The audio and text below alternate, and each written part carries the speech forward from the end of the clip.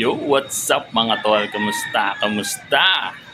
So ayan mga tol. So for today's video nga is check natin ngayon kung okay ba yung ginawa natin last time na lagyan ng parang poop tray yung ilalim ng ating kulungan ng mga Brahma para maiwasan yung amoy. So yan, titingnan ko kung okay. So samahan niyo ako mga tol.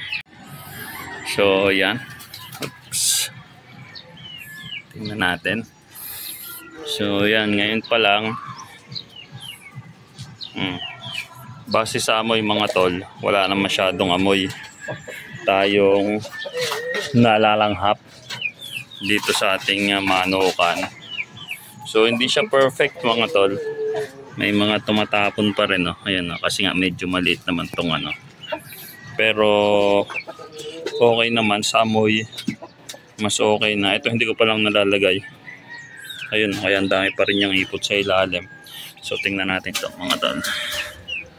Ayan So yan. So ganyan yung nangyayari pag papatak nyo sa buhangin.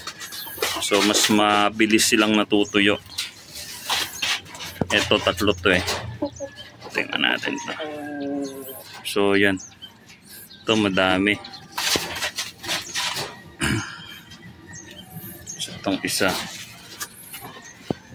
Ayan, so simula kahapon ng umaga mga tol. So nasabi ko nga dati parang 2 to 3 times a day ako nagwawalis dito para matanggal yung mga poops nila. So ngayon hindi na, siguro once a day na lang yan tatanggalin ko. Kagaya niyan ngayon umaga, so tatanggalin ko yan, tapos lagyan ko ulit ng mga buhangin. Siguro dagdagan natin ng buhangin, tapos ito lalagay ko na rin doon para para may sumalo na rin sa ipot nitong manok natin yan. So yan, grabe ayos, mas okay mga tol. Hindi, wala kang masyadong maamoy talaga, naamoy na amoy ipot. So kung sa rooftop din kayo nag-aalaga mga tol, ito itry nyo lang, wala namang mawawala yan. Ganyan yung ginawa kong setup dito. So yan, may itlog na ulit yung isa. Panay yung itlog nito, hindi ko na pinabababhan yan So patapusin lang natin. Tapos yung isa, nangyari mga tol, may nabasag na naman kahapon. May nabasag na naman na itlog. So pangit siguro tong either tong pugad or napadami lang talaga yung kasi 17 yung itlog tatlo na yung nabasag mga tol. So 14 na lang yung nililimliman niya ngayon.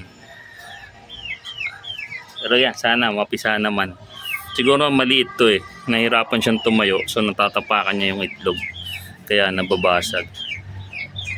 So yun lang, hopefully makapisa tayo.